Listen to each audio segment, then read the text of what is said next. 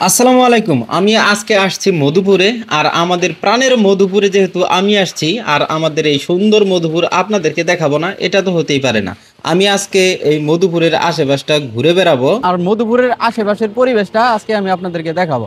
আমি এখন আছি মধুপুর থানা মোড়ের একটু আগে। আর এখানে এসে আমি দেখতে পাচ্ছি যে আশেপাশের যে পরিবেশটা সুন্দর সাজানো গোছানো এবং পরিষ্কার পরিবেশ, সত্যি খুব সুন্দর লাগছিল। আর আমরা এখন মধুপুর থানার পাশ দিয়ে যাচ্ছি। এখান থেকে একটু পশ্চিমে কিন্তু মধুপুর থানা, আর এইটার পাশে অনেক আনারস বিক্রি হচ্ছে। আর এই লোক বলতেছিল যে আনারসগুলো অনেক মিষ্টি। আমিও দেখতে পারলাম যে সুন্দর কালারফুল আনারস, আর এখানে কাঁচা মতন কিছু আনারসও দেখা যাচ্ছে। এটার সামনে আরও অনেক আনারস বিক্রি হচ্ছে আমি দেখতে পারলাম। আর এটা হচ্ছে মধুপুর অডিটোরিয়াম। এখানে এটা ভাড়া নেওয়া হয়, ভাড়া নিয়ে বিভিন্ন ধরনের অনুষ্ঠান করা হয়। আর এটার সামনে যে ব্রিজটি আছে, ব্রিজটি কিন্তু আসলে খুব সুন্দর একটি ব্রিজ। এই ব্রিজটির পাশে নতুন আরেকটি ব্রিজ হয়েছে, যেটা আরও অনেক সুন্দর। অনেকের কাছে জানতে পারলাম যে এই নতুন যে ব্রিজ হয়েছে এটাতে নাকি লাইটিং করা হবে অনেক সুন্দর। যদি আসলে লাইটিং করা হয় তাহলে কিন্তু এখানকার পরিবেশটা আরও অনেক সুন্দর হবে। আমরা যখন এখানে আসি তখন এই নতুন ব্রিজের এখানেই আমরা আড্ডা দিই। আর যদি আসলে এখানে লাইটিং করা হয় তাহলে আরও আমাদের আড্ডা এখানে বেড়ে যাবে। আর এই যে আমরা এখন নতুন ব্রিজের দিকে যাচ্ছি, আর এটার পাশে নতুন যে ব্রিজ আছে তার পাশেই যে পুরানো ব্রিজ আছে সেটার পাশ দিয়ে নতুন একটা আইল মতন করা হচ্ছে। আপনারা দেখতে পারলেন যে তার কাজ করা হচ্ছে। আর এইটা হচ্ছে নতুন ব্রিজ। নতুন ব্রিজ দিয়ে একটু সামনের দিকে যাচ্ছি আমরা। দেখেন নতুন ব্রিজের যে রংটা করা হয়েছে সেটাও কিন্তু খুব সুন্দর, আর এই রংটা রিসেন্টলি করা হয়েছে। আর এখানকার পরিবেশটা মেঘলা আকাশের ভিতরে এতটাই সুন্দর দেখা যাচ্ছিল, সেটা আসলে বলার মতো না। মধুপুরের যে নতুন ব্রিজটি করা হয়েছে, আমরা সেই ব্রিজটির পাশ দিয়ে হাঁটতেছি। আর এখানে যেই নদীটি দেখতে পাচ্ছেন এটা কিন্তু হচ্ছে বংশাই নদী। আর এই বংশাই নদীটি মধুপুরের এই দিক দিয়ে গিয়েছে, তাই এখানে ব্রিজ করা হয়েছে। আগে ওই পাশে একটা পুরাতন একটা ব্রিজ ছিল, আর এই যে ব্রিজটি দেখতে পাচ্ছেন এটা নতুন করা হয়েছে। আর এটার রংটাও কিন্তু হেবি সুন্দর একটা রং করা হয়েছে। মেঘলা আকাশ, বংশাই নদী, আর আমি আছি বৃষ্টির উপরে। বাহ, সুন্দরই দেখাচ্ছিল পরিবেশটা। এইদিকে বর্তমান প্রচুর রোদ, একই সাথে এই পাশে দেখতে পাচ্ছেন মেঘ করছে, বৃষ্টি হতে পারে একটু পরে। আর এই ব্রিজের এখানে এসে একটা কথা মনে হয়ে গেল, এর আগের বার শীতকালে এই ব্রিজের এখানে একটা পাগল মতন লোক বসে আছিল। আর আমি তখন মানে একদম খালি গায়ে বসে আছিল এই শীতের ভিতরে।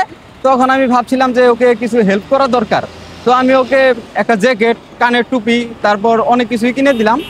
কিন্তু পরের দিন আবার আসছি যখন আমি, তারপর দেখি যে আবার সেই অবস্থাতেই বসে আছে, মানে একটা লুঙ্গি গায়ে দিয়ে বসে আছে। তো এমন একটা অবস্থা আর কি। আসলে ওনাকে আমি হেল্প করতে চাইছিলাম, তো উনি আবার সেগুলো খুলে রাখা তারপরে আবার সেইভাবে বসে আছিল। আমি এখন আস্তে আস্তে এগিয়ে যাচ্ছি মধুপুর বাস টার্মিনালের এখানে। আর এখানে আমি অনেক বেশি ভিড় দেখতে পারি, কারণ আজকে শুক্রবারের যাত্রীদের ভিড় তো আছেই। আর হচ্ছে শুক্রবার এখানকার হাটের দিন, তাই এখানে অনেক দূর দূরান্ত থেকে যারা লোক আসে তারাও এখানে অনেক ভিড় জমায় বাড়িতে যাওয়ার জন্য। মধুপুর বাস স্টেশনের পাশে অনেক আনারস বিক্রি হয়। এইদিকে যারা দূর দূরান্ত থেকে আসে তারা এখান থেকে কিন্তু ফ্রেশ আনারস কিনে নিয়ে যায়। বাস স্টেশনের পূর্ব পাশে এখানে আমি এই ফলটা দেখতে পারি। এটা সম্ভবত বানর কলা বলে এটাকে। যদি এখানে বিক্রেতা থাকতো তাহলে তার কাছে জিজ্ঞেস করতে পারতাম। এইখানে দেখেন প্রচুর পরিমাণে আনারস আছে। আনারস এখানে প্রচুর থাকে, কারণ এখানে যারা দূর থেকে আসে তারা এখান থেকে প্রচুর আনারস কিনে নেয়, তাই এখানে প্রচুর আনারস বিক্রি হয়। আর আপনারা যাত্রীদের ভিড়টা দেখতে পাচ্ছেন। আমি যেমনটা বলছিলাম যে আজকে শুক্রবার, এখানে যাত্রীদের ভিড় তো আছেই। আর হচ্ছে এখানে দূর দূরান্ত থেকে যারা হাটে আসে তারাও এখান দিয়ে যায়। আর এখানে বড় বড় বাস যেগুলো দেখতে পাচ্ছেন, এগুলো সমস্ত বাস ঢাকার দিকে যাবে চান্দারা, ঢাকা, জিরানি, এই দিকে যারা যায় তারা এই সমস্ত বাসেই যায়। যদি আপনাদেরকে প্রশ্ন করা হয় মধুপুরের সব থেকে ভাইরাল জায়গা কোনটা, তাহলে এক কথাই আপনারা বলবেন যে মধুপুরের আনারস চত্বর। আসলে মধুপুরের আনারস চত্বর কিন্তু একটা ভাইরাল একটা জায়গা।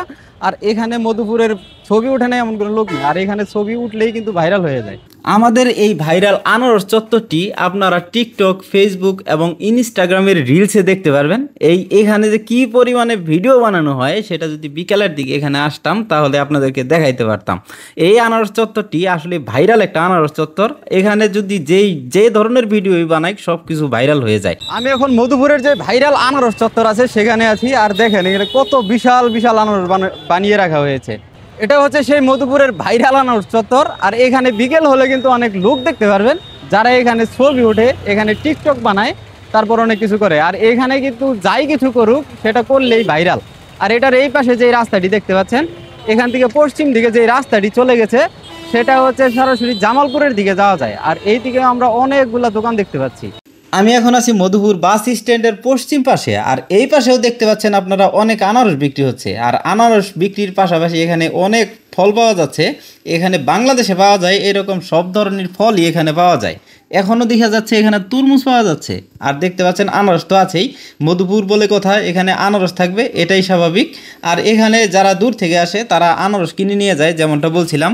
এবং এখান থেকে যদি মধুপুর থেকে দূরে কোথাও যায় তাহলে এখান থেকে আনারস কিনে নিয়ে যায়। কিছুদিন যাবৎ হয়তো বা আপনারা অনেকেই খেয়াল করেছেন আমি ঠিকঠাক মতো ভিডিও আপলোড করতেছি না। আসলে তার ভিতরে একটা কাহিনী আছে, সেটা হচ্ছে যে আমার পেজে কিছুদিন আগে একটা ইস্যু আসছে, যেটা আপনারা অনেকেই জানেন।